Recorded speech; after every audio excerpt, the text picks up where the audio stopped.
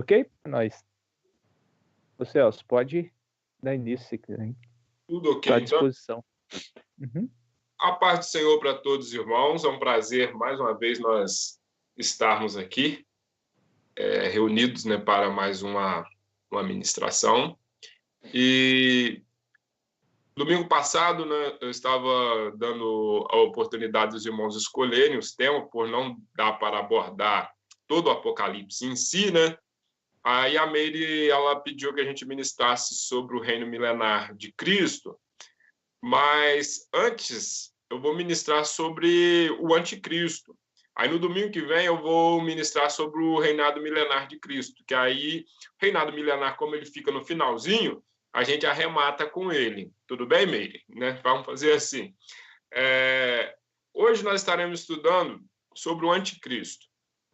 E eu não vou seguir aquela ordem normal que a gente tem. Eu já ministrei muitas vezes sobre o anticristo e dessa vez não foi por minha opção. Eu estava orando a Deus, pedindo a direção a Deus, eu estava estudando e meio sem conseguir montar 100%. Eu fui para a oração, orando a Deus, Deus me deu uma revelação mesmo. Foi uma revelação, porque as coisas clarearam de uma forma tão grande. Eu vou tentar passar da forma mais simples, como eu entendi do Espírito Santo, para os irmãos a ministração sobre o anticristo. Então, nós teremos que navegar bastante na Bíblia. Eu quero concluir aí com esse tempo que a gente tem aqui, não quero exceder muito, vou fazer de tudo para a gente concluir. É um estudo que ele é longo, mas a gente vai trabalhar aqui e eu tenho certeza que a gente vai conseguir. Então, vamos estarmos orando para pedirmos a graça do nosso Senhor Deus para nos abençoar nesse período. Senhor nosso Deus e Pai querido, Deus de amor, Pai de misericórdia, nos colocamos diante do Senhor, Pai, Filho, Espírito Santo, Trindade divina, colocamos diante de vós para, nesta manhã, participarmos aqui desse estudo bíblico, dessa meditação na palavra, desse período de aprendizado, de conhecimento, e pedimos ao Senhor que venha estar à frente de tudo. Nós somos homens, mulheres, seres humanos que somos falhos, somos fracos. Se o Senhor deixar por nós mesmos, ó Deus querido, nós podemos complicarmos as coisas. Mas, Espírito Santo, o Senhor sabe dar o discernimento, sabe dar a revelação, a compreensão. Então, venha nos direcionar e que tudo venha acontecer segundo o teu querer, segundo o teu propósito. Então, venha estar conosco. Nós, desde já, te damos graça, pedimos a bênção do Senhor por todas as famílias dos irmãos em Cristo, que o Senhor esteja abençoando, guardando neste momento, todas as escolas bíblicas dominicais que estão sendo ministradas nessa manhã, esteja abençoando a todos. Assim nós oramos e agradecemos por tudo em nome de Jesus. Amém. Irmãos, toda vez que a gente fala sobre o anticristo, normalmente nós vamos lá para Apocalipse 13, né? Apocalipse 13, ele fala sobre as duas bestas, né? Uma besta que sobe do mar e a outra besta que sobe da terra, e a gente fica preso ali, né? Aí às vezes passa por Daniel, né? E passa um pouquinho por Paulo em Tessalonicenses, e ali a gente fica nesse âmbito, né, desses textos. Mas eu passei horas e mais horas mesmo estudando e fui para a oração, pedi ao Senhor, clamando ao Senhor por misericórdia para me dar uma condição de preparar um bom estudo para essa manhã. E o Senhor me deu uma revelação maravilhosa de um estudo. Então, eu vou passar algo para os irmãos, é algo muito de Deus mesmo para os irmãos. A palavra, a Bíblia, é a palavra de Deus revelada, mas o Senhor me trouxe uma direção dentro da Bíblia para ministrar para os irmãos. Em primeiro lugar, eu gostaria de convidar os irmãos a analisar quem é o anticristo. Quem é o anticristo? Se você for olhar, o livro de Apocalipse não fala sobre o anticristo. O livro de Apocalipse ele fala sobre as bestas que João vê, né, que Satanás comanda elas, né, o líder civil, o político, né, aquele que vai subir ao poder e comandar o mundo na política, e o líder religioso, né, as duas bestas. A primeira besta, um homem civil no comando político. A segunda besta, uma autoridade religiosa que vai trabalhar junto para cumprir o propósito de Satanás. Mas quem é o anticristo? Quem fala na Bíblia sobre o anticristo? Quem fala na Bíblia sobre o anticristo é o apóstolo João. O apóstolo João, ele fala sobre o anticristo. Olha o que ele diz. Vamos lá na Bíblia, em 1 João, primeira carta de João 2, versículo 22. Primeira carta de João, capítulo 2, versículo 22. João diz assim: quem é o mentiroso, senão aquele que nega que Jesus é o Cristo? Este é o anticristo, o que nega o Pai e o Filho. Então, irmãos, o apóstolo João ele está dizendo que quem é o anticristo? O anticristo é aquele que nega a Cristo, que nega a Jesus Cristo, que nega o Pai, que nega o Filho. Então, esse é o anticristo. Então, todas as pessoas que estão direcionadas por um espírito maligno que nega a autoridade de Jesus Cristo, a autoridade do Pai Celestial também, esse é chamado de anticristo. Então, já podemos ver que temos muito anticristo espalhado por aí. Temos muitas pessoas que já foram os grandes pregadores, já foram os irmãos com grande experiência com o Senhor e hoje negam a Cristo. É um anticristo. Outra parte que João fala lá em 1 João 4, vira suas páginas aí. 1 João 4, versículo 3. Olha o que João diz em 1 João 4, versículo 3. Todo espírito que não confessa a Jesus não procede de Deus. Pelo contrário, esse é o espírito do anticristo, a respeito do qual tendes ouvido, que vem e presentemente já está no mundo. O apóstolo João está dizendo aqui que o anticristo já estava presente nos seus dias. Por quê? Era um espírito maligno que levava as pessoas a negar a Cristo. Então, todas as pessoas que estavam no período de João perseguindo a igreja, elas eram consideradas anticristo, porque tinha um espírito maligno perseguindo elas, direcionando elas a perseguirem a igreja do Senhor. Então, nós vemos aqui que o anticristo já está no mundo há muito tempo. O anticristo não é que ele virá, ele já está. Lá no final, o que vai acontecer com o anticristo? Ele vai vir de uma forma muito mais forte, ele vai vir para dar a última cartada de Satanás, mas ele já está presente há muito tempo. Lá em 1 João 2, versículo 18, voltando um pouquinho,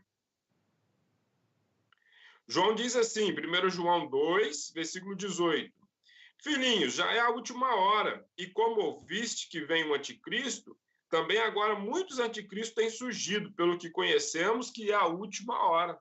Então, João já está aqui dizendo que muitos anticristos têm surgido. Nós vamos ver, né, Antíoco Epifânio, que destruiu Jerusalém lá no período lá de Judas Macabeus, lá no período interbíblico, né, que está ali entre o livro de Crônica, de 2 Crônicas e Mateus, né, que não está escrito na história da Bíblia. Antíoco Epifânio foi considerado anticristo, Adolf Hitler foi considerado um tipo de anticristo, vários grandes líderes, né, de impérios e grandes nações foram considerados anticristo. Né? E é interessante que hoje muitas pessoas estão aí estudando e apontando o anticristo. Tem muita gente que olha para o presidente de um determinado país e fala, olha, ele tem toda essa característica do anticristo. Né? Mas esse anticristo que vai surgir, nós não sabemos ainda de onde ele vem, aonde ele está, como que ele vai surgir, se é no nosso tempo que ele vai surgir, que ele vai aparecer. Então, João está dizendo que a igreja elas têm que estar atentas, porque já é a última hora. A palavra de João era como se o Apocalipse fosse acontecer nos seus dias, né? A batalha final, tudo tivesse programado para os dias de João, mas não foram. Se passaram mais de 2000 anos e ainda não aconteceu. E nós estamos crendo que pode ser em nosso dia. Irmãos, como que começa a história do anticristo? A história do anticristo, irmãos, ela tem início, meio e fim. O de Apocalipse é o fim. Nós precisamos conhecer o início. O início dela se dá lá em Gênesis 3, versículo 16. Antes que a gente leia Gênesis 3,16, essa primeira parte aí de quem é o anticristo, que eu estava explicando para os irmãos, se tiver alguma dúvida, irmãos, ou algum comentário a ser colocado, fica à vontade. Pode mandar aí, o Alberes me passa.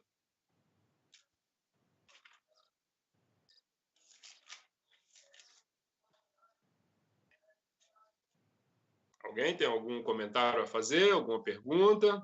Se tiver, fica à vontade. Nessa primeira parte que eu disse, quem é o anticristo, a qual citamos a carta de João.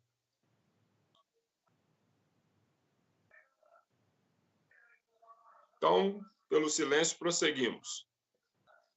Gênesis 3,16. Vamos entender aqui como que começa a história do anticristo na Terra. Gênesis 3,16 diz assim: e a mulher disse: multiplicarei sobre modo o sofrimento da tua gravidez, em meio de dores darás à luz, e o teu desejo... Perdão, irmãos, vamos ler do versículo 14 em diante. Então o Senhor Deus disse à serpente: visto que fizeste, maldita és entre todos os animais domésticos, e és entre todos os animais selváticos, rastejarás sobre o teu ventre e comerás do pó todos os dias da tua vida. Porém, inimizade entre ti e a mulher, e entre tua descendência e o seu descendente. Esse lhe ferirá a cabeça e tu lhe ferirás o calcanhar. Até o versículo 15 aqui. Irmãos, olha o que está dizendo aqui nesse texto de Gênesis 3. Ele se narra a queda de Adão e Eva. Satanás, né, usou a serpente ali no Jardim do Éden para seduzir Adão e Eva ao pecado. E como sabemos, a história mostrou que eles foram seduzidos e pecaram. E caíram. Mas Deus, ele desceu para fazer um acerto de contas ali no Jardim do Éden.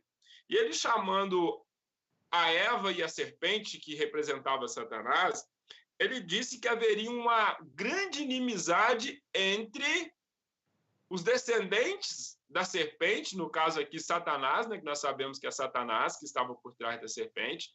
Então haveria uma grande batalha entre os descendentes da serpente e o descendente da mulher.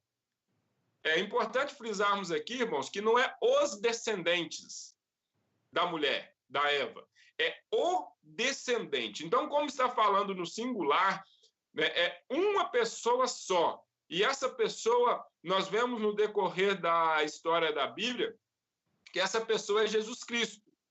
Então, aqui começa a ser apontado que viria um Cristo para resgatar a humanidade das mãos de Satanás, porque Adão e Eva tinham se entregado a humanidade, entregado toda a terra na mão de Satanás. Então, precisava de um resgate. E a palavra do Senhor está dizendo que foi estabelecido que haveria um descendente da mulher que esmagaria a cabeça da serpente, enquanto a serpente lhe feriria o calcanhar. Nós sabemos que Satanás tentou contra Cristo até a morte, tentando fazer ele pecar, tentando fazer ele desistir do seu projeto que ele tinha para executar a sua missão. Mas quando Jesus morre e ressuscita, ele pisa a cabeça da serpente.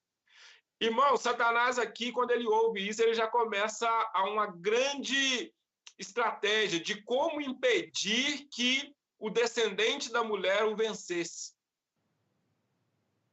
E é interessante que, para a gente entender mais, Satanás, né, quando era Lúcifer, o anjo de luz, ele se rebelou lá no céu, como diz Ezequiel e Isaías, narra para nós, né? Que ele se rebelou lá tentando colocar o seu trono acima do de Deus.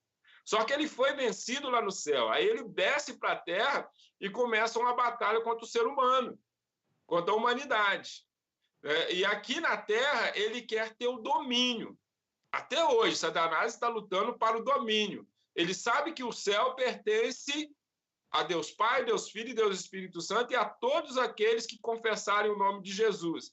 Mas ele sabe também que o reino de Cristo será estabelecido na terra. E por isso ele se envolve numa grande batalha para impedir que isso aconteça. E o primeiro passo da batalha do anticristo está registrado lá em Gênesis 4, só a gente virar a página, Gênesis 4, do versículo 1 ao versículo 16. Não vou ler os versículos todos aqui, mas os irmãos com as suas Bíblias abertas, você se localiza e você está vendo aí. O que está narrando esse texto? É ali aquele sacrifício, aquela adoração que vai apresentar a Deus Caim e Abel, que Abel alcança a excelência diante de Deus, ele alegra a Deus com o que ele oferece, com a sua oferta, e Caim fica triste com aquilo. E Satanás encontra um espaço na vida de Caim e seduz a Caim a matar Abel. Por que Satanás faz isso? Satanás ele é muito astuto, irmãos. E logo ele discerniu que se Abel agradava a Deus e Caim não conseguia agradar a Deus, é porque Abel era o filho que dali descenderia o vencedor contra Satanás, que descenderia Cristo. Então, por que Satanás leva Caim a matar Abel? Porque ele entenderia, eu matando Abel, eu acabo com essa história de alguém me vencer. Então, o anticristo já começa a manifestar ali, olha, tentando destruir um projeto de chegar até a Cristo. Então, ele dá o primeiro golpe. Mas esse golpe parece que dá certo para ele, mas automaticamente, em seguida, mostra que deu errado. Porque lá em Gênesis 5, irmãos, versículo 3, lá em Gênesis 5, versículo 3, a Bíblia diz que viveu Adão 130 anos e gerou um filho, a sua semelhança, conforme a sua imagem, lhe chamou Sete. Nasceu um novo herdeiro para Adão. Sete era igual a Abel, era perfeito diante de Deus. E de Sete surge a descendência de Cristo. Então, Satanás deu um golpe, mas o golpe caiu por terra. Graças a Deus, nasceu Sete, e de Sete ali a palavra diz que nasceu Noé, né, que vai passando as gerações ali, os descendentes, chega até Noé. Noé é descendente de Sete. No dilúvio, morre todos os descendentes de Caim, os descendentes dos outros filhos de Adão, e só sobra a descendência de Sete através da família de Noé. Então, irmãos, olha aqui, Satanás já compreende. Então, a batalha que eu tenho que ter agora acabou contra os outros. A batalha é contra os descendentes de Sete. E eu gostaria de convidar você a ir caminhando na Bíblia comigo, lá em Gênesis 12. Olha como é que a batalha de Satanás, do anticristo, ela avança dentro da Bíblia. Olha só o que diz Gênesis 12, do 1 ao 3. Olha o que Deus está falando. Ora, disse o Senhor a Abrão, sai da tua terra, da tua parentela e da terra de teu pai, e vai para a terra que te mostrarei. De ti farei uma grande nação, e te abençoarei, e te engrandecerei o nome. Sê tu uma bênção. Abençoarei os que te abençoarem, e amaldiçoarei os que te amaldiçoarem. Em ti serão benditas todas as famílias da terra. Irmãos, concentre nesse finalzinho do versículo 3 aqui, ó. Em ti serão benditas todas as famílias da terra. Como que em Abraão seria bendita todas as famílias da terra? Porque de Abraão nasceria o Salvador, nasceria o Messias, nasceria Jesus Cristo para morrer se sacrificando por toda a humanidade, abrindo a porta da salvação. Então, aqui, irmãos, a astúcia de Satanás ela é muito grande. Satanás ele é mais escatológico do que de qualquer um dos maiores estudantes de escatologia do mundo. Satanás ele é perspicaz, ele já analisa, olha, Deus disse que é de Abraão que vai nascer o Salvador do mundo. A bênção do mundo provém de Abraão, então eu tenho que combater contra Abraão. Eu posso esquecer o resto de todos os homens, eu não preciso combater com mais nenhum dos outros, eu preciso armar um combate contra Abraão. E como que ele arma um combate contra Abraão? Como que ele se manifesta como anticristo diante de Abraão? Vamos lá em Gênesis 16. Gênesis 16.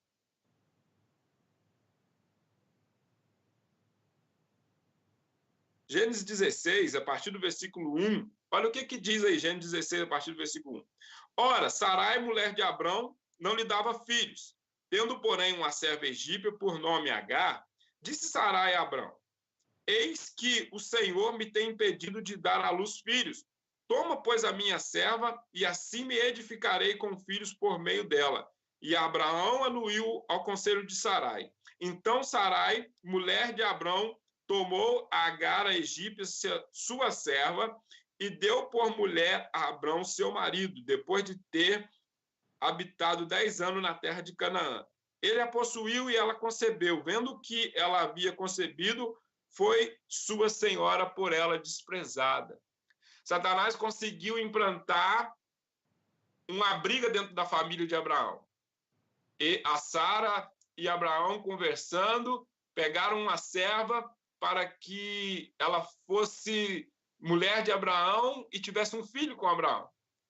Não era o projeto de Deus. O projeto de Deus era um filho de Abraão e Sara. Satanás conseguiu fazer com que Abraão cometesse um adultério. Abraão, ele era para ser só com Sara, era ter o filho com Sara e mais nada. Só que nasce Ismael. E Satanás tenta colocar na cabeça de Abraão e Sara que o herdeiro era Ismael. E de Ismael não tinha como nascer o Cristo, porque o Cristo tinha que vir descendente de Sara e Abraão, de Abraão e Sara. Olha, irmãos, a astúcia do anticristo, tentando desde o princípio impedir o nascimento de Jesus Cristo. Mas aí, irmãos, lá em Gênesis 21, do 1 ao 3, hoje é dia da gente caminhar muito na Bíblia mesmo. Gênesis 21, do versículo 1 ao 3, olha aí o que diz. Visitou o Senhor a Sara como lhe dissera, e cumpriu o que lhe havia prometido. Sara concebeu e deu à luz um filho a Abraão, na sua velhice, no tempo determinado em que Deus lhe falara. Ao filho que lhe nasceu, Sara lhe dera à luz, pôs o Abraão o nome dele de Isaque. Olha aí, a promessa de Deus na vida de Abraão, ela se cumpre aqui, nasce Isaque. Então, Satanás já começa a observar, olha, o meu plano deu errado em cima de Abraão, nasceu Isaque. Agora, Abraão, ele já não é o foco de Satanás. O foco de Satanás agora é Isaque, porque ele sabe, de Isaque vai nascer o Salvador, de Isaque vai vir o Cristo. Abraão teve outros filhos, teve Ismael, teve Isaque, teve outros filhos, mas Satanás se concentrou contra Isaque. A palavra do Senhor lá em Gênesis 25, versículo 22, né, diz que quando Rebeca estava grávida, né, lá em Gênesis 25, 22, diz que quando Rebeca estava grávida, olha o que aconteceu. Os filhos lutavam no ventre dela. Então disse, se é assim, por que vivo eu? E consultou ao Senhor. Né? Havia desde o ventre de Rebeca uma grande batalha. Por quê? Porque de Jacó, né, a partir de Jacó, viria a geração do Salvador.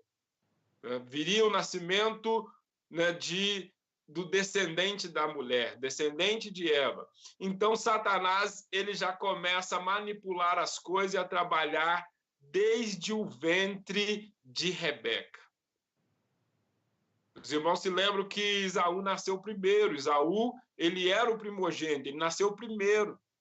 Só que Esaú era mau. Esaú, ele era um homem sem escrúpulo, ele era um homem que não dava valor às coisas, ele era um homem que ele tinha as coisas no seu próprio impulso, tudo do seu jeito. O próprio Isaac não se agradava das atitudes de Esaú. Mas o que a palavra do Senhor diz? Que Deus escolheu a Jacó. Deus escolheu a Jacó. E a partir do momento que Deus escolheu a Jacó, Satanás vê que a preferência por Jacó dizia o quê? De Jacó nasce o Salvador. De Jacó nasce aquele que vai pisar a cabeça do diabo. E Satanás já começa a manipular. Mas a palavra do Senhor diz que Jacó, ele era enganador, ele era manipulador. Jacó, o nome dele já diz que ele era um suplantador. Mas a palavra do Senhor diz lá em Gênesis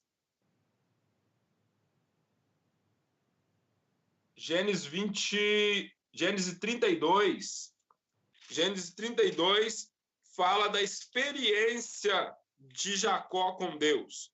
Quando Jacó foi transformado em Israel, né? A travessia ali do Val de Jaboque, em Gênesis 32, né? Do versículo 22 ao 32, fala que Jacó lutou com um anjo e perseverou na batalha. Enquanto o anjo não lhe abençoou, ele não deixou o anjo subir de volta para o céu. O que a palavra diz ali? Que o anjo perguntou: como é o seu nome? O meu nome é Jacó, meu nome é enganador, suplantador. E o que o Senhor fez? Falou assim: eu vou te abençoar. A partir de agora você se chama Israel. Então Deus deu um nome abençoado para Jacó. Jacó se tornou um novo homem a partir do momento que ele saiu do Val de Jaboque. Então Satanás viu aquela batalha, viu o quanto Jacó foi transformado, e ele via: eu não tenho como mais impedir de ser de Jacó. Né? Não tenho como mais impedir que de Jacó aconteça, mas eu posso batalhar contra quem? Contra os filhos de Jacó. Então o anticristo, irmãos, ele vai atravessando a história da Bíblia toda. Ele vai atravessando, ele começa lá no Jardim do Éden, nós estamos agora lá na história de Jacó, e Satanás se apresentando como anticristo para impedir o nascimento de Jesus Cristo. Porque o objetivo do anticristo é impedir o reinado de Cristo. Impedir o reinado de Cristo. Tentou impedir o nascimento e a morte de Jesus Cristo, e agora ele vai tentar impedir que Jesus Cristo reine na terra. E a palavra do Senhor diz que ele começou uma grande batalha contra a família de Jacó. Ele conseguiu derrubar 3 dos primeiros filhos, os 3 primeiros herdeiros de Jacó, que era Rúben, Simeão e Levi. Satanás conseguiu derrubar eles. Rúben era o primogênito. Então ele falou assim: se eu derrubar Rúben, não nasce o Salvador. Só que aí tinha um segundo, Simeão.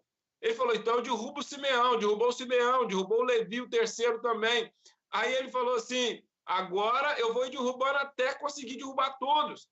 A palavra do Senhor diz lá em Gênesis 35, versículo 22, que Rúben, o primogênito de Jacó, deitou com uma das servas de Jacó, e isso aborreceu muito Jacó e deixou Rúben numa situação de desconfiança. Ele não era mais um filho de confiança. Satanás conseguiu estragar o filho primogênito de Jacó.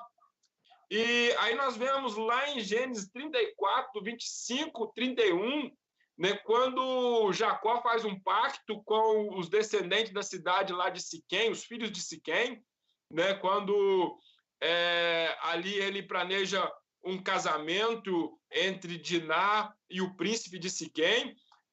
ali a palavra do Senhor mostra que Simeão e Levi traíram Jacó, saíram na surdina da casa de Jacó, entraram dentro da cidade de Siquém, quando todos os homens estavam se recuperando da circuncisão, que eles fizeram um pacto com Jacó, circuncidaram todos os homens de Siquém. Simeão e Levi chegou com aqueles homens todos acamados, machucados, eles foram lá e mataram, fizeram a grande carnificina dentro de Siquém.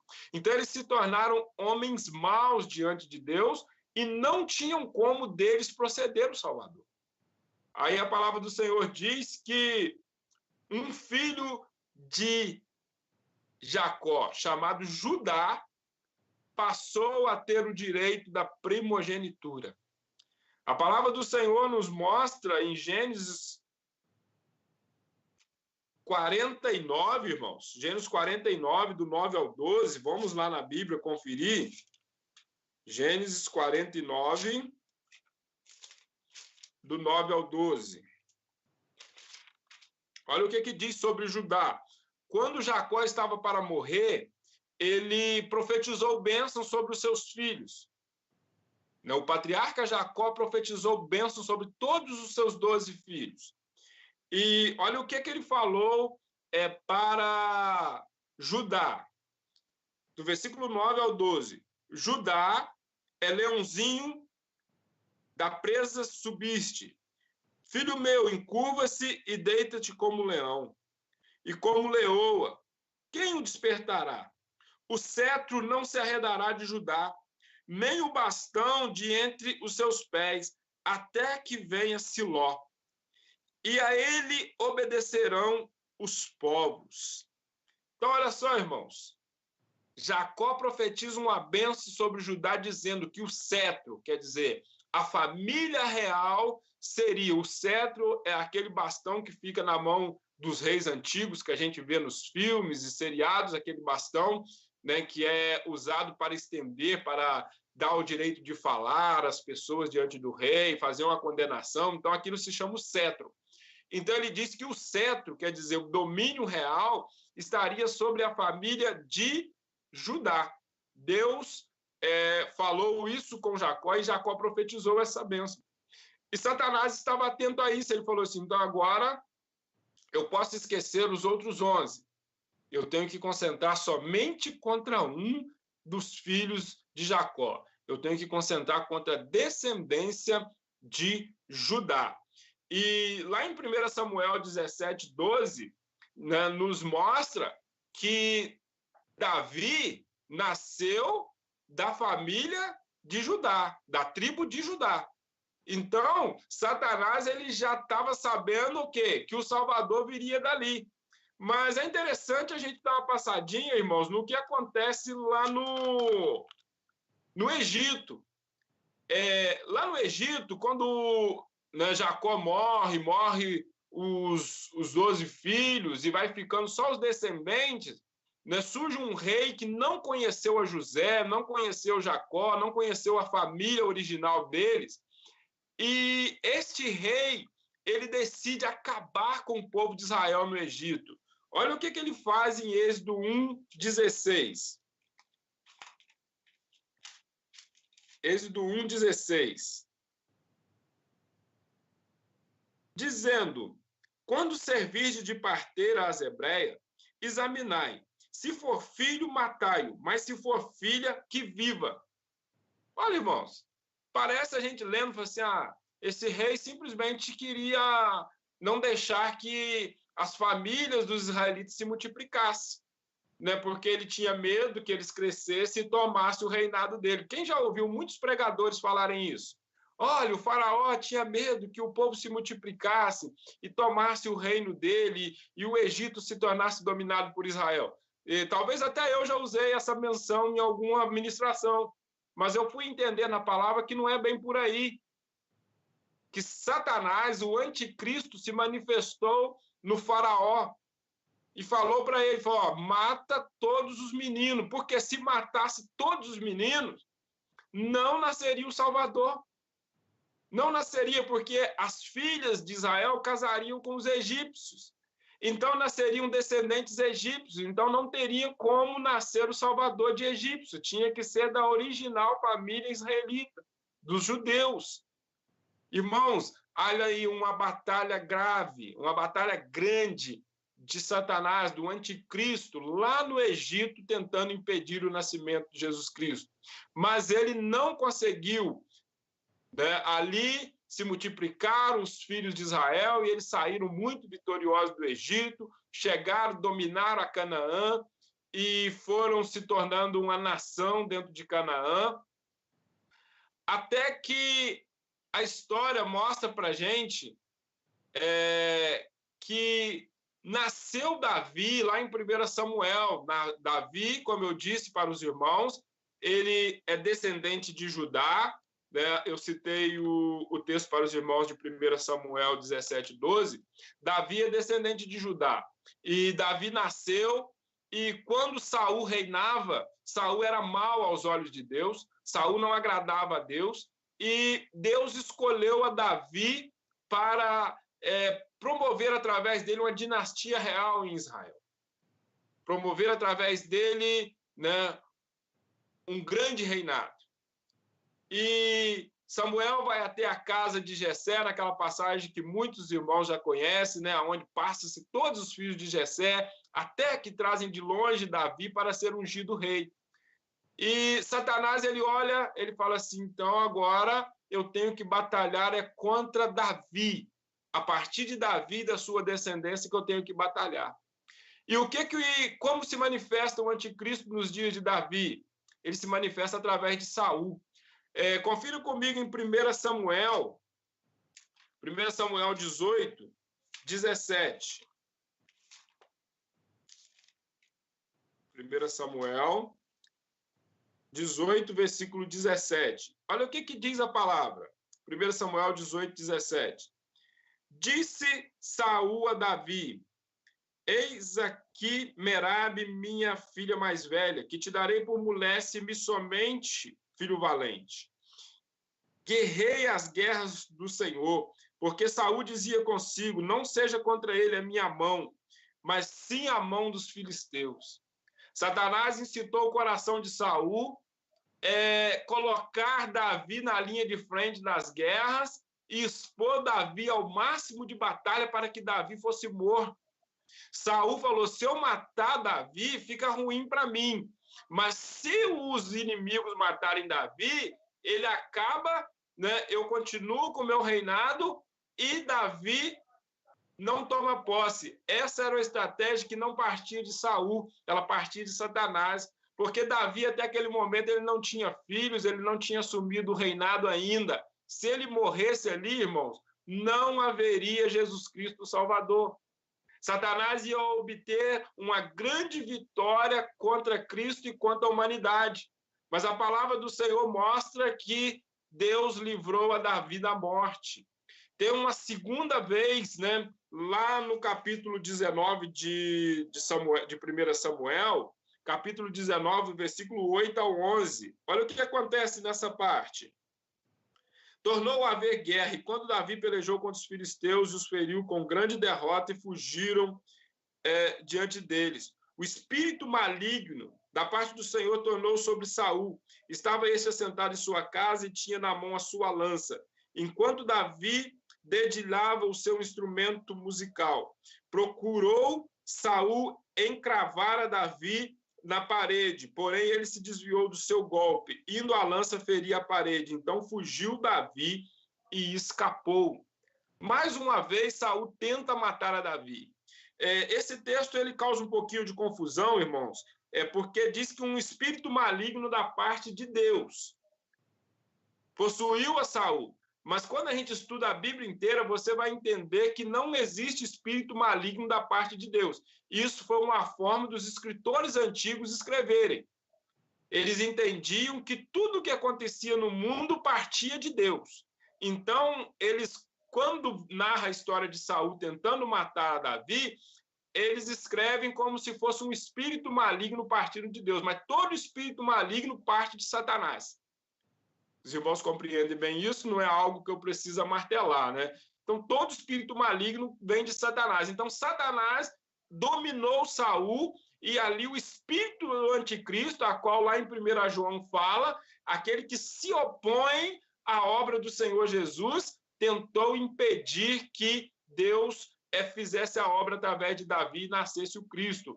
Mas vemos, irmãos, que mais uma vez não conseguiu, porque Davi assumiu o reino, Saul morreu na batalha, Davi foi aclamado rei, Davi teve seus filhos, e dali de Davi nasce uma grande dinastia de reis.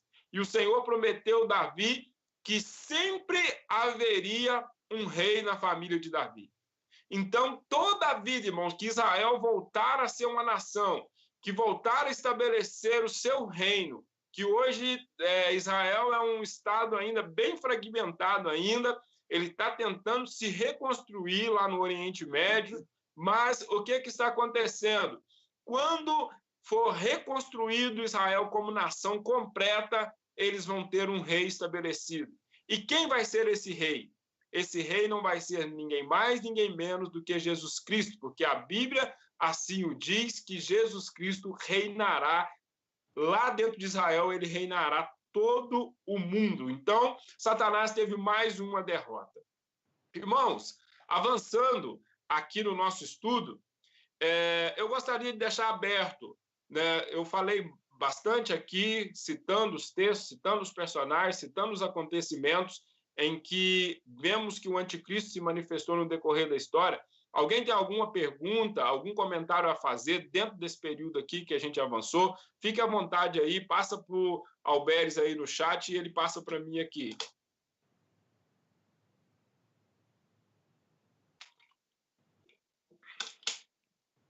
Tudo ok, Alberes?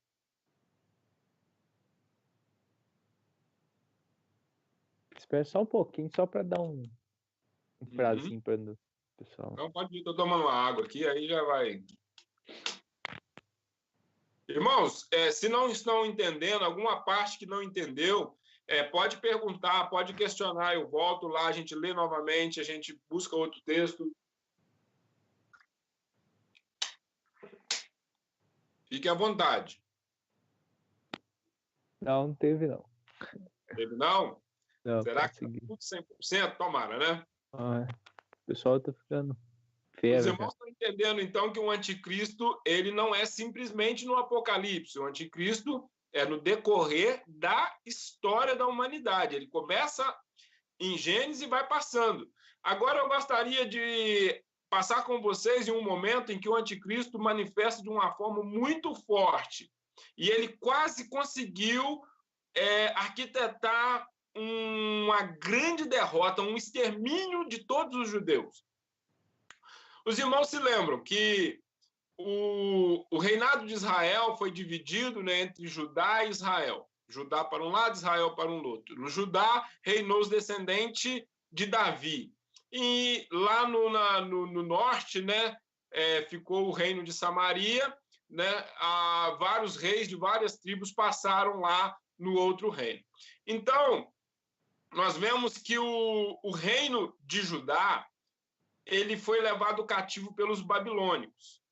E o reino do norte, né, que é o de Samaria, que é o das 10 tribos, ele foi levado pelo Império Assírio, né, 100 e poucos anos, 120 anos antes, né, as 10 tribos foram levadas para o cativeiro. E depois, passou-se 100 e poucos anos, foram levados, os babilônicos levou os judeus. Lá no período de Daniel, período que abrange Ezequiel, Jeremias, né, desses profetas, esse foi o período do exílio, né, babilônico. Jeremias profetizou, né, que seriam 70 anos de exílio, quando terminasse os 70 anos, eles voltariam. Irmãos, Satanás ouviu. Satanás sabia que o povo lá no exílio era a chance deles terminar. E olha o que acontece lá em Esther, no livro de Esther. Caminha comigo até o livro de Esther, que você vai ver, olha como que o anticristo manifesta de uma forma furiosa. Esther, capítulo 3, do versículo 7 ao 11. Esther, capítulo 3, do versículo 7 ao 11. Olha o que diz. No primeiro mês, que é o mês de Nissan, no ano 12º do rei Assuero, se lançou pur, isto é, sortes, perante Ramã, dia a dia, mês a mês, até o 12º, que é o mês de Hadar. Então disse Ramã ao rei Assuero: existe espalhado, disperso entre os povos, em todas as províncias do teu reino, um povo cujas leis são diferentes das leis de todos os povos, e que não cumpre as do rei, pelo que não convém ao rei tolerá-lo. Se bem parecer ao rei, decrete que sejam mortos, e nas próprias mãos do que o executar a obra, eu pesarei deles 10.000 talentos de prata, que entre para os tesouros do rei. Então o rei tirou o seu anel da mão, deu a Ramã, filho de Ramedata, agardita, adversário dos judeus, e lhe disse: eis que a prata seja tua, como também este povo, para fazeres deles o que melhor for do teu agrado. Olha aqui, irmãos, Ramã, um dos principais conselheiros do rei Assuero, armou um projeto para exterminar todos os judeus. Ele não sabia que a rainha Esther era judia, ela não tinha revelado, nem o rei Assuero sabia, porque Mordecai falou para a sua sobrinha Esther para não revelar. Então, Ramã, ele prepara um plano de extermínio de judeus, ele planejou acabar com os judeus. Então, aqui no livro de Esther, o anticristo se manifesta em Ramã. Em Ramã. Porque se Ramã conseguisse exterminar os judeus, não nasceria o Cristo. Então, Satanás teria uma grande vitória, a humanidade hoje estaria completamente caída, o homem estaria entregue a Satanás e este mundo que vivemos estaria muito pior, estaria um caos que não teria cabimento, não teria socorro, não teria saída. Então, irmãos, o projeto do anticristo sempre é impedir o reino de Cristo. Então, lá no livro de Esther, Satanás planeja esse extermínio. E só que no livro de Esther, capítulo 4, o versículo 14, olha o que acontece. Esther 4,14. Porque se de todo te calares, agora de outra parte se levantará para os judeus socorro e livramento. Mas tu e a casa de teu pai perecereis. E quem sabe se para tal conjuntura como esta é que foste elevada a rainha. Mordecai, ele chama Esther e fala: olha, tem um projeto de extermínio contra o nosso povo. Vai matar a minha, você, vai matar todos os judeus. Todos os judeus, não vai sobrar um. Mas agora pensa, minha filha, talvez você chegou a ser rainha para que você, através de você, fosse efetivado um livramento. Irmãos, e aquela mulher, ela se colocou em risco. A história do livro, não sei se vocês já leram o livro de Esther por completo, a história do livro diz que ela se colocou na condição em risco, ela foi até o Palácio Real sem ser chamada, o rei poderia ordenar de matar ela, mas a palavra do Senhor diz que foi proclamado um jejum entre todos os judeus e Deus teve misericórdia e Deus usou Esther. Usou Esther e a Mordecai e o povo judeu foi livre do extermínio. O anticristo, usando Ramã, não conseguiu destruir os judeus ali no reino do rei Assuero. Então, irmãos, vemos que, mais uma vez, Satanás tentou destruir o projeto de Deus, o projeto que foi anunciado lá no Jardim do Éden, de um descendente de Eva ia pisar a cabeça da serpente, mas Satanás não conseguiu impedir. Aí, irmãos, esse período do livro de Esther, né, já é aquele período que passa pelo período chamado interbíblico, né, que quando termina ali a história de Esther, Esdras, Neemias, né, que é aquele período lá de 2ª Crônicas, ali já vai lá para passa em torno de 300 a 400 anos e entra a história de Jesus. Então, a última tentativa mesmo dentro da Bíblia de Satanás para destruir esse projeto antes do nascimento de Jesus foi lá no período de Esther. Agora, nós já vemos o quê? Raiando o nascimento de Jesus. E o que acontece quando está no período do nascimento de Jesus? Jesus nasce, né, numa manjedoura, e os 3 reis magos lá, né, do Oriente veem uma estrela que os guia até Jerusalém, e eles vão para visitar Jesus. E o que acontece? Vamos para Mateus, capítulo 2, do versículo 16 ao 18, a gente vai entender, olha, o ápice da batalha de Satanás contra Jesus, ele começa aqui, né? Aqui é o apogeu da batalha. Olha o que acontece. Mateus, capítulo 2, a partir do versículo 16.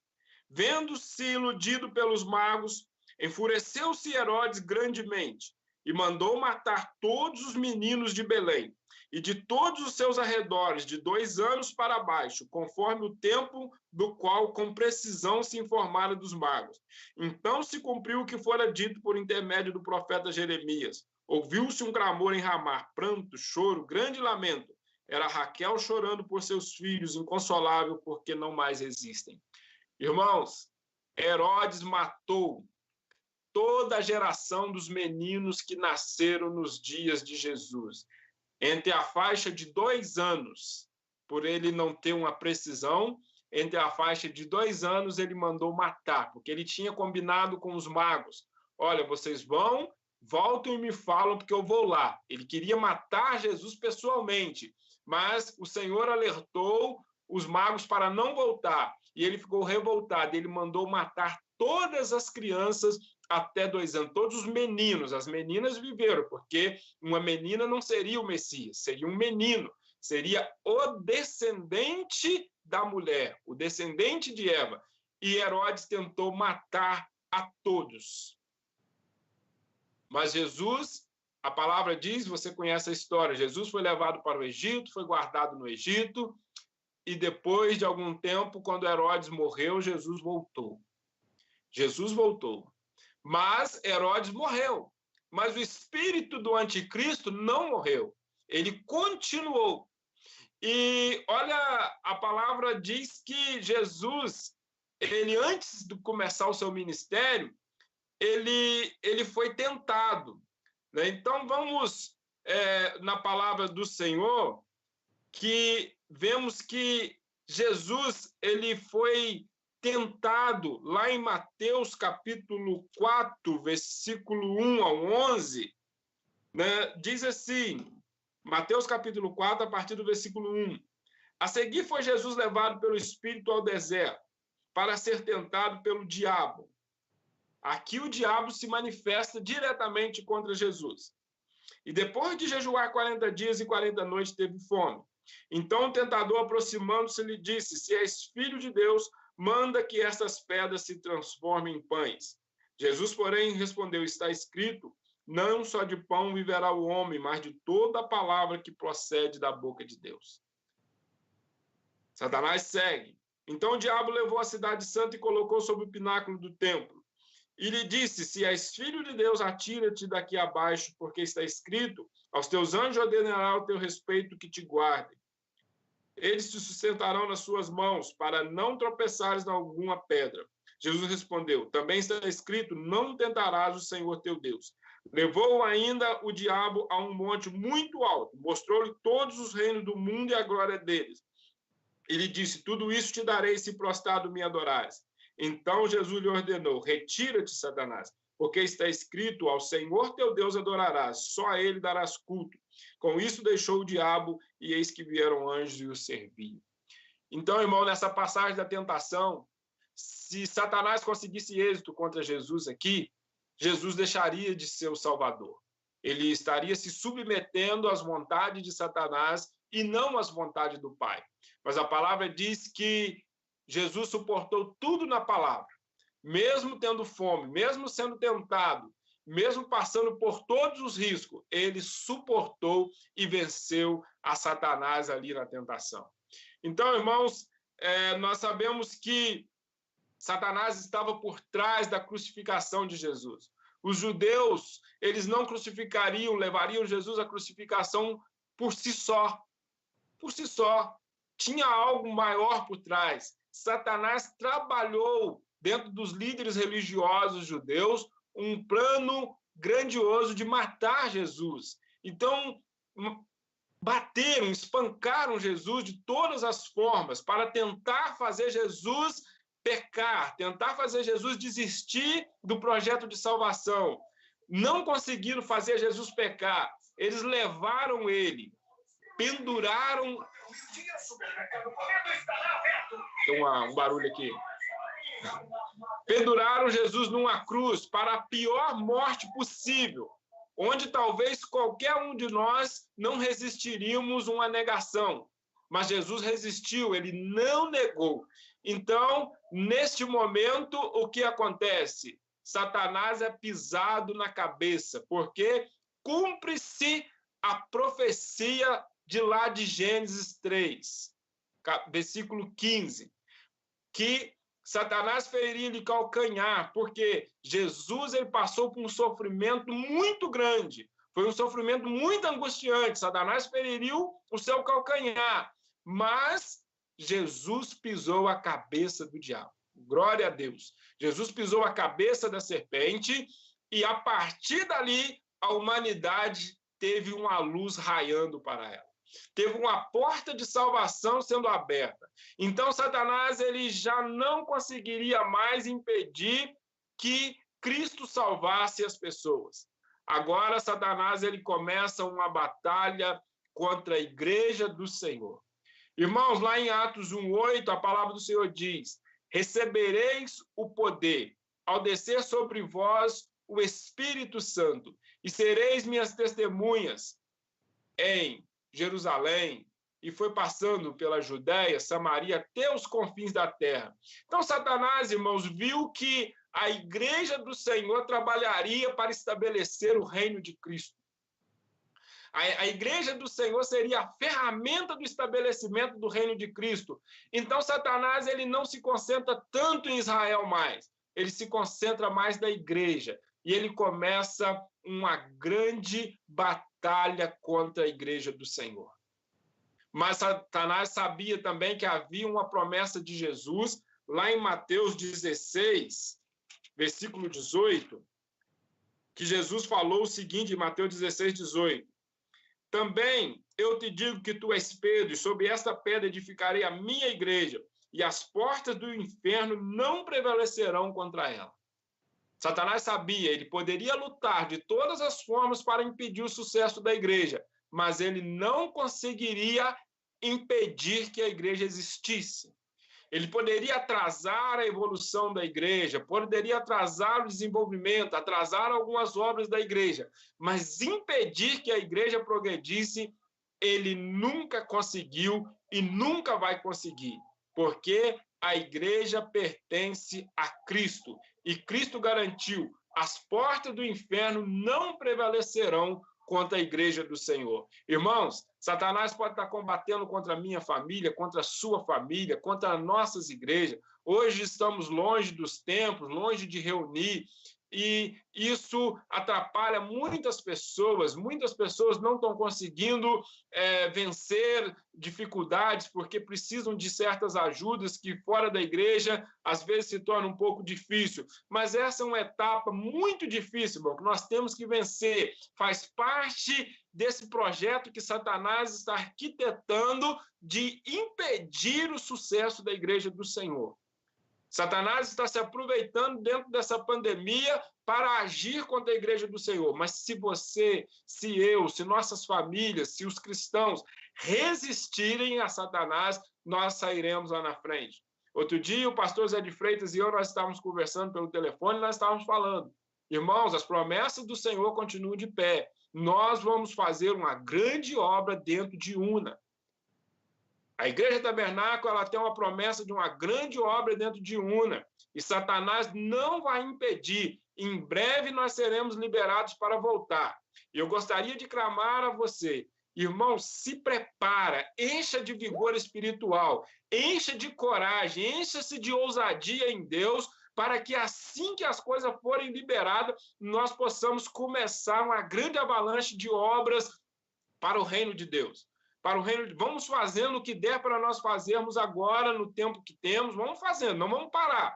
Mas vai chegar um tempo que a coisa vai se abrir. Nós seremos avivados novamente. Nós seremos renovados por Deus e o UNA será alcançado por nós, por nossos demais irmãos que estão conosco na caminhada. A igreja não para, a igreja não pode parar. Irmãos, e como Satanás não consegue vencer a igreja? Sempre ele tem tramado algumas coisas contra Israel.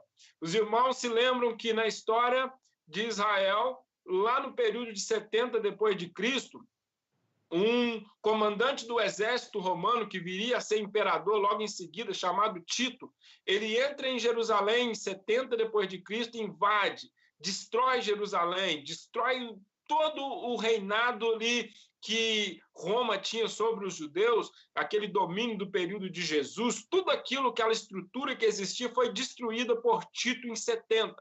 Tito também representa um tipo de anticristo, né? Porque ele entrou para fazer uma grande destruição e desde aquela época Israel nunca conseguiu tomar o território que tinha naquele período. Judá nunca conseguiu se estabelecer nos seus territórios. Eles estão hoje numa pequena faixa. Eles têm acho que a metade de Jerusalém. Para os irmãos entender, o templo, né, de Salomão, ele foi construído num lugar onde hoje está uma grande mesquita islâmica. O lado do templo está na mão dos muçulmanos.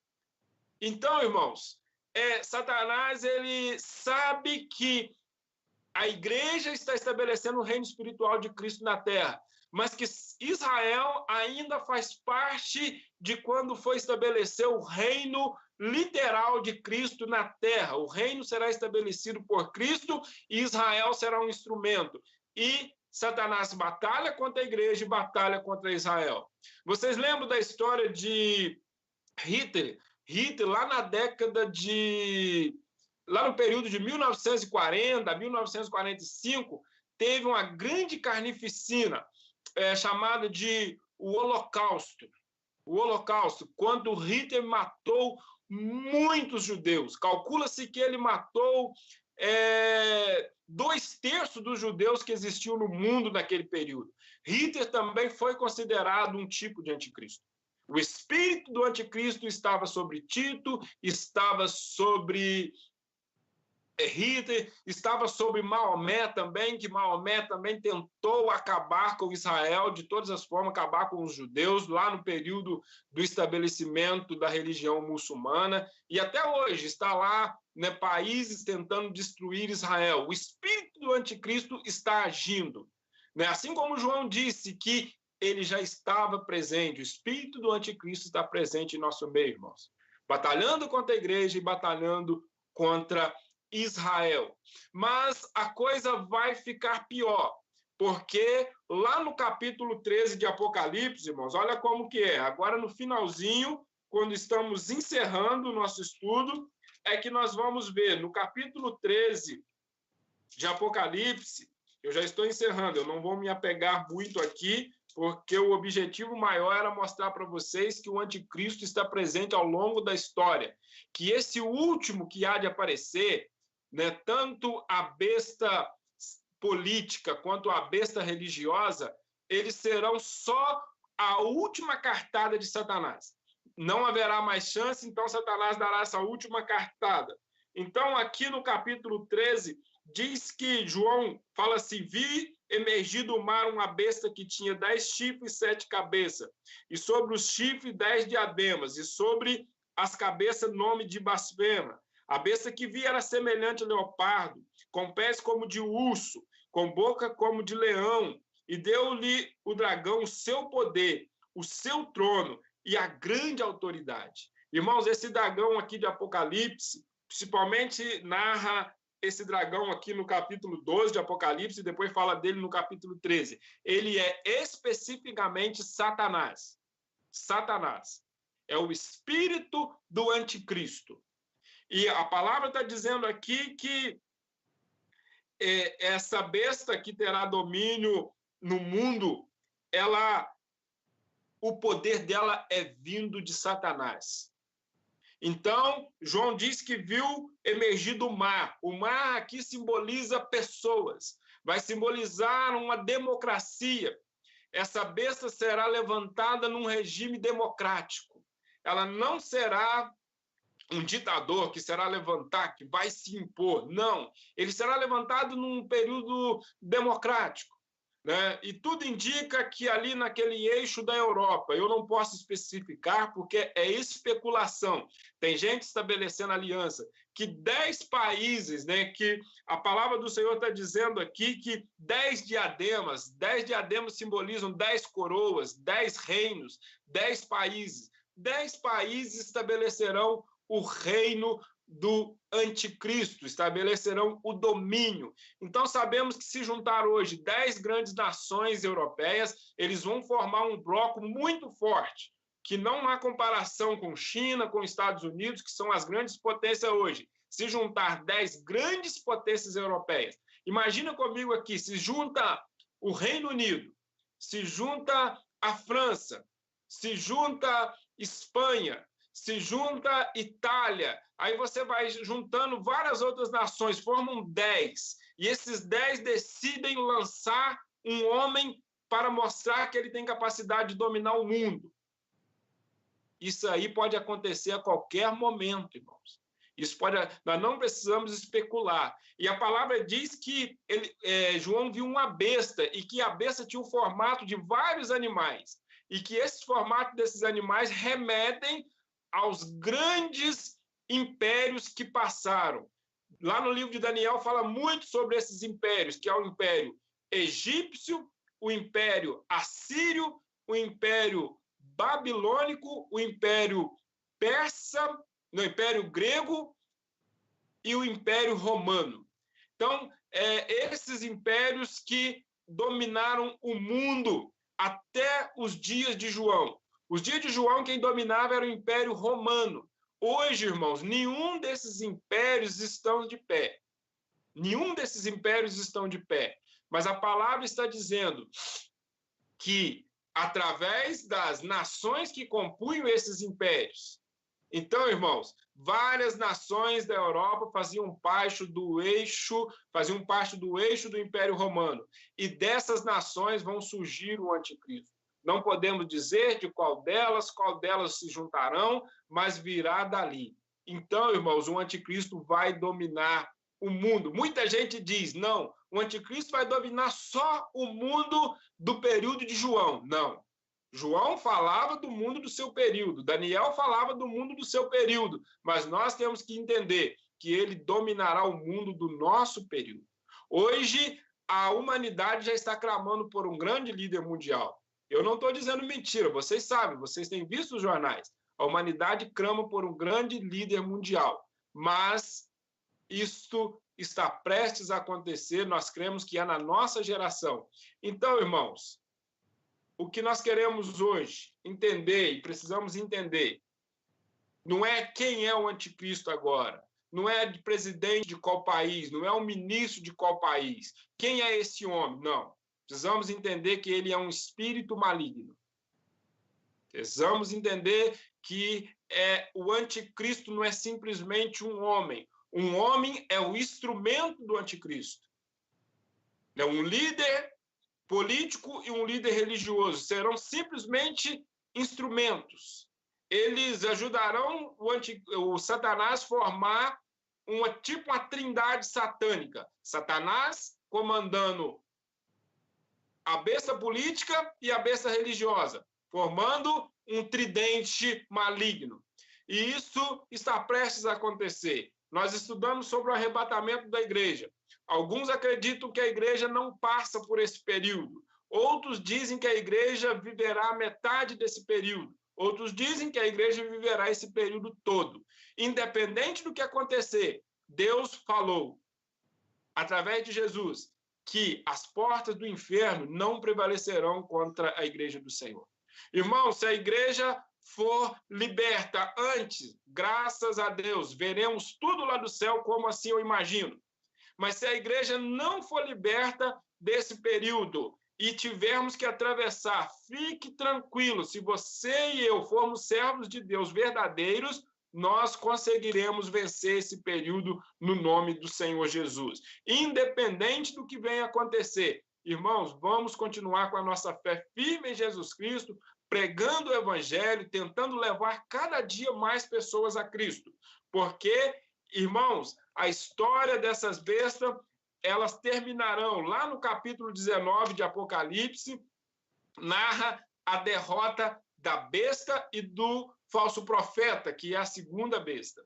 Eles serão mortos numa grande batalha contra Cristo. A espada sairá da boca de Jesus Cristo e destruirá-las. E lá no capítulo 20, a palavra diz que Jesus Cristo vencerá Satanás e a morte será lançada no inferno, porque haverá o milênio, e logo após o milênio, Satanás volta-se, arregimenta um grande exército e batalha contra Cristo, mas ele vai ser derrotado. Em todas as batalhas contra os servos de Deus, Satanás saiu derrotado. Ele nunca venceu uma batalha, porque a Bíblia diz que o nosso Deus é o Senhor de todas as guerras. Ele nunca perdeu uma batalha sequer, e ele não vai perder nenhuma até o fim. Glória a Deus. Então, essa é a palavra dessa manhã, irmãos. Eu agradeço aos irmãos por ter acompanhado, né, toda essa ministração.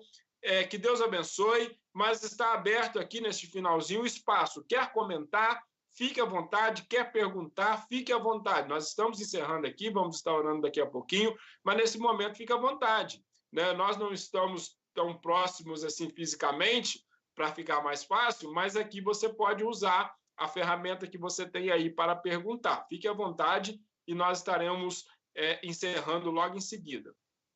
Domingo que vem, nós estaremos estudando sobre o reino milenar de Cristo, o milênio.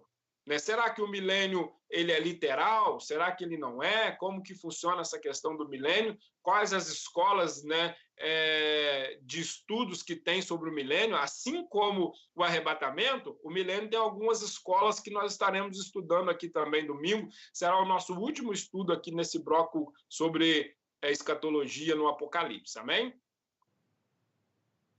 E aí, tem alguém aí, Alberes? Só esperar um pouquinho. Sobre essa questão do anticristo, estava vendo o Leandro Vieira outro dia, e uma coisa que ele fala sobre o anticristo, que a igreja tem um padrão de pensar muito numa perseguição mais velada, assim, no caráter físico, na implantação de um governo físico, assim, opressor nessas questões. Mas uma visão que ele tem é que, até pela existência do espírito do anticristo já há anos, já desde o início, a ação dele ela vem sobre o pensamento, sobre a forma de pensar, induzindo o homem a pensar de forma ante o Cristo. E pensando dessa forma, até ele cita a frase assim que o padrão de pensamento molda comportamento. Então ele fala nessa situação de que o anticristo, e até ao longo da história, se a gente for ver, as ações de perseguição, aqueles de onde viria Cristo, começou em uma questão de mente, de perseguição, mas algo que foi implantado sobre pessoas, e assim gerou um comportamento depois. O que você pensa sobre? Não, concordo plenamente, sabe? Concordo plenamente sobre isso aí, até porque quando o Império Grego dominou o mundo, né? Quando a Grécia, o Império Grego dominava, Alexandre o Grande, né? Ele estabeleceu de uma nova forma de pensamento no mundo, né? O período de Alexandre o Grande, né, o grande imperador, que teve um dos maiores domínios no mundo, ele estabelecia uma nova forma de viver, de pensar, de forma do homem agir. Então, e como a besta do Apocalipse, ele é uma mistura de todos os impérios que vieram no passado, porque todos eles tinham o espírito do anticristo, e ele vai formar uma besta muito mais feroz, né? João via um animal muito mais feroz, mas não era um animal, ele tinha uma visão de animal, mas era um homem, que as figuras dos animais que aparecem, então será tudo aquilo ali junto, né? A gente via lá no Egito o faraó exigindo adoração.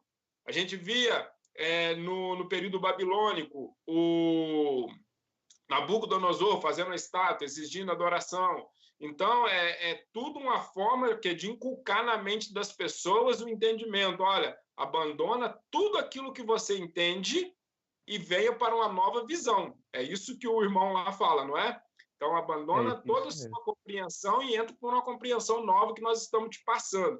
Então, a astúcia do anticristo será muito absurda, né? Então, a minha forma de acreditar, Alberes, de que a igreja não estará aqui, é até nesse sentido, né? Porque será um período em que o evangelho praticamente será desnecessário mesmo, porque a própria Bíblia diz no livro de Apocalipse, depois nós vamos, no domingo, a gente falando, eu vou chegar a um pouquinho sobre isso, que anjos pregarão, né, no céu, manifestando voz do céu, de anjos para a terra, sobre um novo evangelho sendo pregado no céu. Por quê? O evangelho, eu imagino o evangelho sendo tirado e Satanás tendo uma liberdade muito grande para dominar as mentes humanas.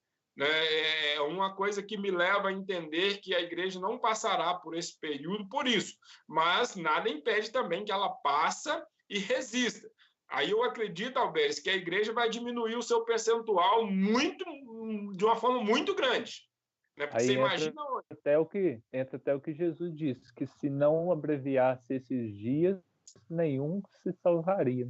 E eu entendo também, até pela esses dois contextos de besta aqui, que seria uma mistura aí do santo e profano muito grande.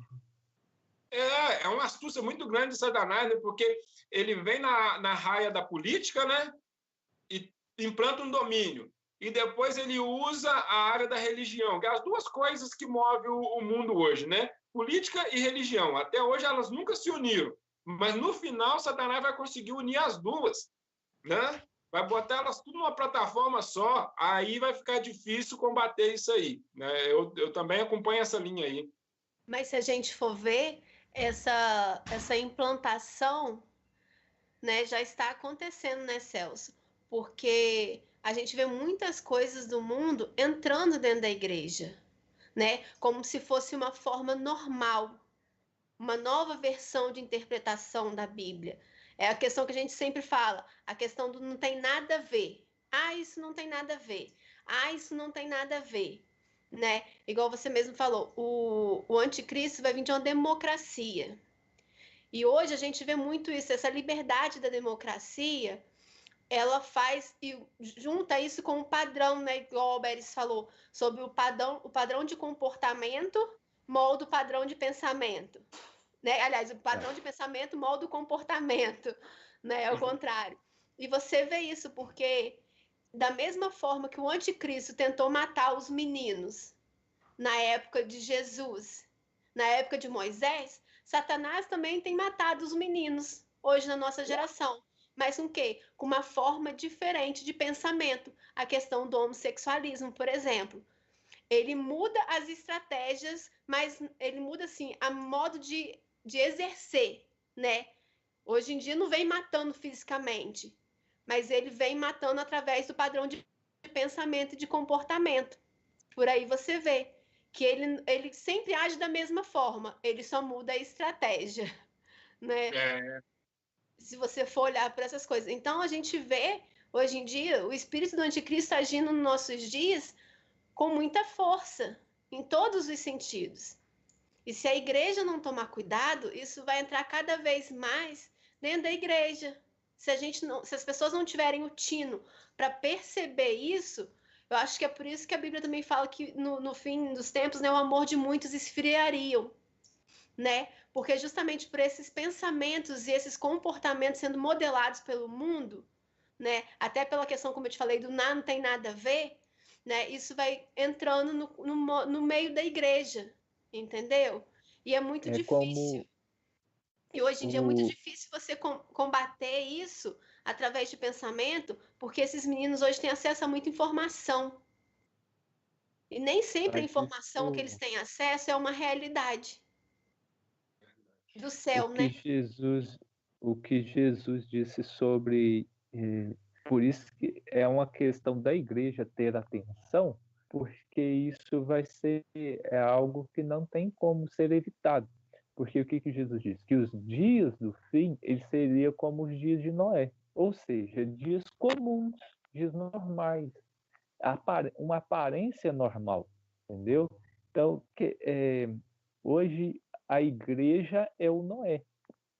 A igreja é o Noé, que está construindo a arca para subir. Agora, os demais, e até mesmo nesse contexto, quem não tiver essa visão de construção, de que tem algo vindo que precisa ter atenção, aí que se torna, se perde, porque os dias vão ser normais. Os dias não vai ter nada de estrondoso que chama atenção, não. Entende? Então, eu penso assim. Não, mas o negócio é que hoje, até no meio cristão que a gente acompanha, a gente vê que as pessoas estão esperando, o anticristo, como se fosse uma novidade. E o anticristo não é nenhuma novidade. Né? O anticristo simplesmente ele vai ser a besta política, ela vai ser alçada diante dos olhos do povo e o povo vai aplaudir. É igual você está falando, o povo vai estar tão familiarizado com aquilo ali que vai aplaudir. Imagina um homem oferecendo a revolução da saúde, da tecnologia, dos meios financeiros e tudo. Gente, isso é o que o mundo mais quer. Até nós que estamos em Cristo sabemos que a besta vai trazer isso, mas a gente gostaria que uma pessoa de Deus trouxesse isso para a humanidade. Mas a gente sabe que não vai acontecer da parte de Deus. Precisa que se manifeste, né, através de Satanás, porque Jesus vai oferecer isso depois que ele vencer Satanás. Então, é algo que vai ser muito familiar mesmo, é algo que as pessoas não vão nem notar que o anticristo estará reinando. Só mesmo os santos, se eles estiverem aqui na Terra. Tem um comentário do Alexandre aí, Alberes, lê ele para mim. Peraí.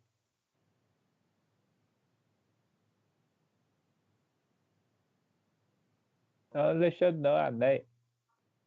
Escreveu assim, li um livro do pastor Josimar que entende que entendimento dele, enquanto a igreja estiver na terra, ele não pode começar esse reinado dele. Ele usa um texto bíblico de 2 Tessalonicenses 2, 7 e 12. Isso, é o que eu citei no período que eu estava ministrando sobre o período das igrejas. Isso. Né? Eu citei esse texto aí também, e domingo passado eu estava citando esse texto que os pré-tribulacionistas usam esse texto, né? Para ser uma das ferramentas de defesa, né? Né? É uma das ferramentas que tem, né? Agora vamos aguardar. O importante é que a gente mantenha fiel, né? A gente não pode dar bobeira, né? Ok. Então vamos encerrar, vamos estar orando, agradecendo a Deus. Muito obrigado a todos aí. Está sendo transmitido aqui no Skype, no YouTube? Isso. Ah, tá. Você sabe quais os irmãos que estão no YouTube? Não sabe não, né? Não, hoje a Dayane tá lá no quarto, o telefone tá carregando. Ah, tá. É ela que acompanha mais isso aí, quem está no YouTube. Então, tá ok. Então, agradecendo aos irmãos que estão aqui pelo Skype, aqueles que estão pelo YouTube também, muito obrigado. Eu mandei um convite para algumas outras pessoas, não sei se estão lá, né? Aí, se tiver, desde já agradeço a todos. Então, vamos estar orando e que essa compreensão permaneça em nós e que o diabo não as tire de nós e que nós venhamos fazer a obra do Senhor e que se tivermos que passar por tudo que vai vir, nós vamos passar de cabeça Opa! No YouTube tem o Elias, o irmão Valdeci, o Enoque, o pastor, a Silene, o Silas, a Carol e o Jô. Opa, graças a Deus. Então, Deus abençoe todos esses irmãos que estão aí com a gente, né? Que esse período aqui, né? Possa estar, né, sendo abençoado, os irmãos possam estar sendo fortalecidos. Então, vamos orar. Um abraço forte aí para o nosso amado pastor, amado evangelista Valdeci, né? Que Deus os abençoe fortemente. Tem um Abraão assistindo aí, o Abraão Mendes. É isso, sim. Então, né? Então, também que Deus abençoe a todos. Senhor, nosso Deus e Pai querido, nós te damos graça pela tua bondade, pela tua misericórdia. Te damos graça pelo teu cuidado sobre nossas vidas. E até aqui nós temos vencido grandes batalhas porque o Senhor está à frente. Nessa manhã, nós tiramos esse tempo de meditação na tua palavra, de aprendizado da tua palavra, e que o Senhor, ó Deus, mantenha na nossa mente aquilo que é necessário para nossos dias, ó Deus. Como foi dito, ó Deus, aqui, Satanás, ó Deus, está estabelecendo, ó Pai, as suas estratégias ao longo do tempo, Senhor.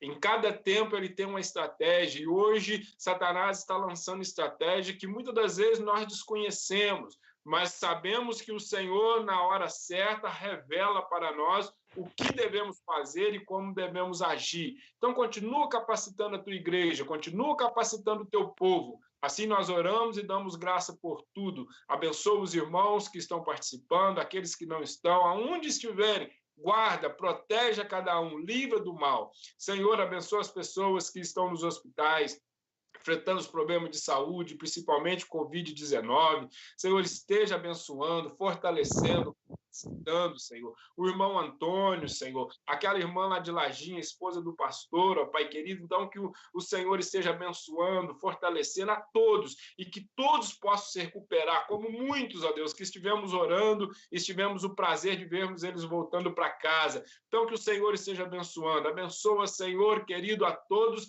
Assim nós oramos e damos graça por tudo em nome de Jesus. Amém.